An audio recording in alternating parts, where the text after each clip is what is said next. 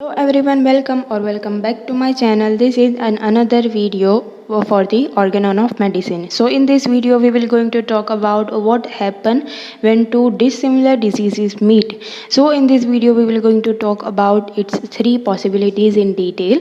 So let's get started. Going on our topic, I would like to tell you, if you want any request, or if you want any video on this specific topic, you can tell me in the comment section, or you can DM me on my IG account. Link is in the description box. As well as if you want these handwritten notes, then please visit my Insta account, which is link in the description box. So finally, let's start our topic. First thing I will write that nature's law of cure is similar diseases cure the disease.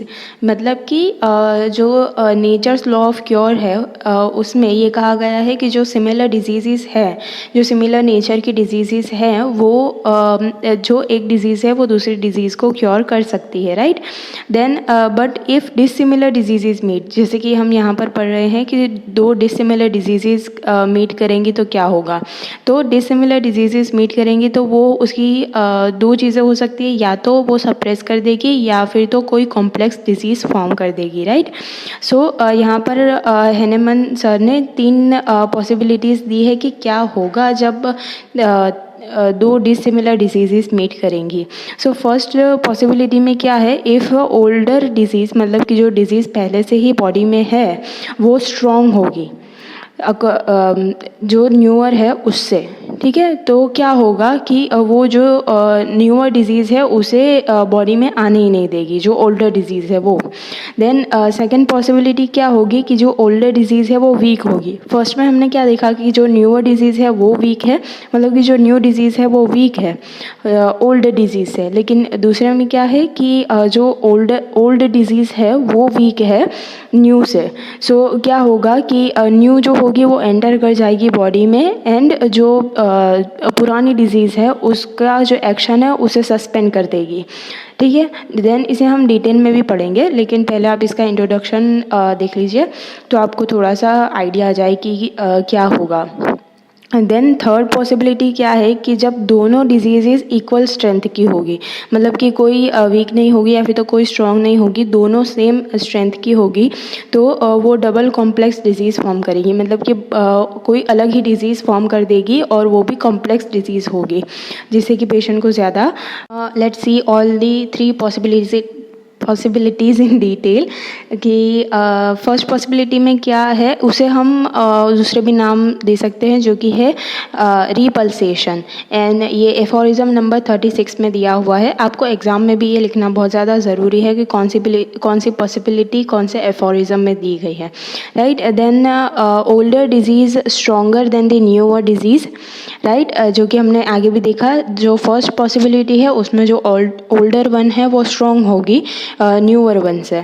तो वो क्या करेगी, does not allow to enter in the body to the newer disease, मतलब कि जो new disease है उसे body में एंटर होने ही नहीं देगी, ठीक है. तो हमें कुछ और अलग सिम्टम्स देखने को ही नहीं मिलेंगे, ठीक है. तो जैसे कि सपोज़ कि ये ऑर्गन है पूरा, जिसमें कि पहले से ही ये ओल्ड डिजीज़ है जो कि स्ट्रॉन्ग है, और बाहर ये दूसरी न्यू डिजीज़ है जिसे बॉडी में आना है, लेकिन ये जो ओल्ड डिजीज़ है वो स्ट्रॉन्ग है, इसलिए ये न्यू डिजीज़ को अंदर आने ही नहीं देगी, जैसे कि यहाँ पर दिखाया गया है कि वो उसे ऑर्गन से दूर रखेगी, ठीक है. तो इसे क्या कहेंगे हम, ओल्डर रिपेल न्यूअर, इस तरीके से हम इसे लिख सकते हैं. सो आपको एग्ज़ाम में भी ये बनाना बहुत ज़रूरी है डायग्राम, जिससे कि एग्जामिनर को भी क्लियर हो कि आप कहना क्या चाहते हैं, राइट.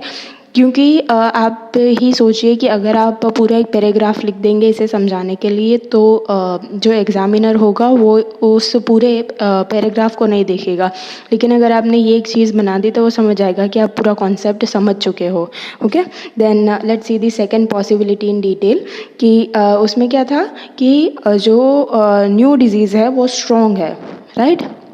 सो सेकेंड पॉसिबिलिटी जिसे हम कहेंगे सप्रेशन, एंड ये एफोरिज्म नंबर 36 में दिया हुआ है। So older weaker than newer stronger, मतलब कि जो ओल्डर डिजीज़ है वो वीक है किससे, न्यू डिजीज़ से, और न्यू डिजीज़ स्ट्रॉन्ग है। तो क्या होगा कि newer disease suspend the older one, मतलब कि जो न्यू डिजीज़ है वो बॉडी में एंटर हो जाएगी, राइट। जिसमें फर्स्ट में देखा था हमने कि ओल्ड जो है वो स्ट्रॉन्ग है, इसलिए वो न्यू को अंदर आने ही नहीं देगी, राइट। लाइक यूँ समझ लीजिए कि ए जो है वो ओल्ड डिजीज़ है और बी जो है वो न्यू डिजीज़ है। सो फर्स्ट में क्या हो रहा था कि जो ए है वो बी को अंदर ही नहीं आने देगा, लेकिन जो सेकेंड पॉसिबिलिटी है उसमें क्या है कि जो बी है न्यूअर डिजीज़ है वो स्ट्रॉन्ग है ए से, ओल्डर से, तो वो बी जो है वो ऑर्गेनिज्म में आ जाएगा और ए को सस्पेंड कर देगा, मतलब कि उसके सारे एक्शन को सस्पेंड कर देगा, एलिमिनेट नहीं करेगा, ठीक है। ये याद रखिएगा कि वो एलिमिनेट नहीं करेगा, सिर्फ सस्पेंड कर रहा है,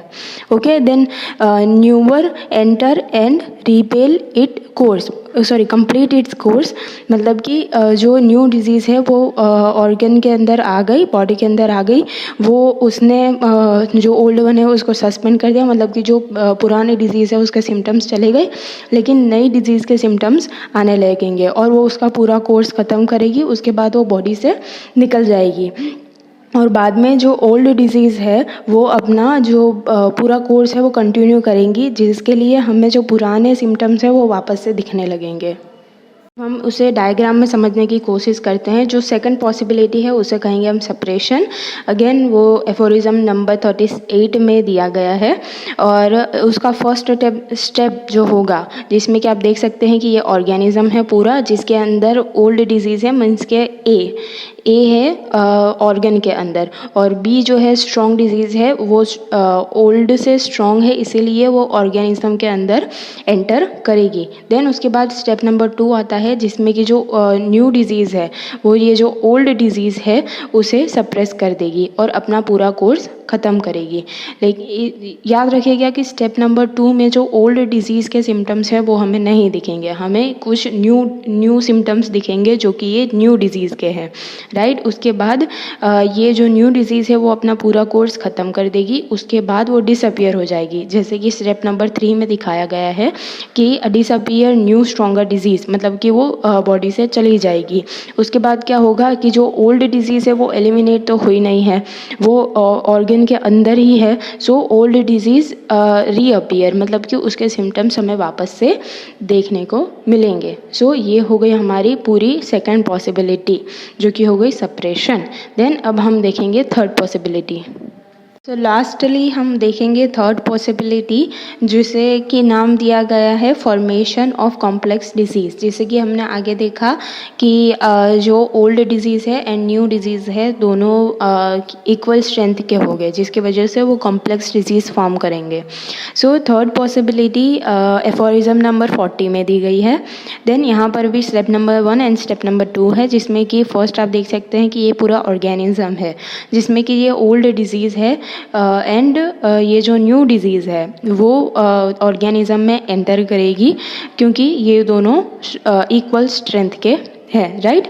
उसके बाद क्या होगा स्टेप नंबर 2 में कि जो new disease and old disease दोनों मिलकर एक अलग से ही कॉम्प्लेक्स डिजीज़ फॉर्म कर देंगे, मतलब कि एक अलग ही डिजीज़ फॉर्म करेंगे जिसके सिम्टम ना ही ओल्ड डिजीज़ में होंगे एंड ना ही न्यू डिजीज़ के होंगे, लेकिन वो एक अलग से ही कुछ अलग ही डिजीज़ फॉर्म कर देंगे जो कि कॉम्प्लेक्स होगी, मीन्स बहुत डेंजरस होगी, ओके। देन उसके बाद क्या होगा कि कॉम्प्लेक्स डिजीज़ फॉर्म हो जाएगी, जिसकी वजह से हमें होम्योपैथिक मेडिसिन देनी होगी, ओके। सो ये हो गया पूरा third possibility. Is all about what happen when two dissimilar diseases meet. If you want another video for the what happen when two similar diseases will meet, so please comment below, and as well as you can DM me on my IG account. Hope you like this video, and if you like this video, if you found this video helpful, then please like, comment, share and subscribe to my channel. It really appreciate me to doing this work.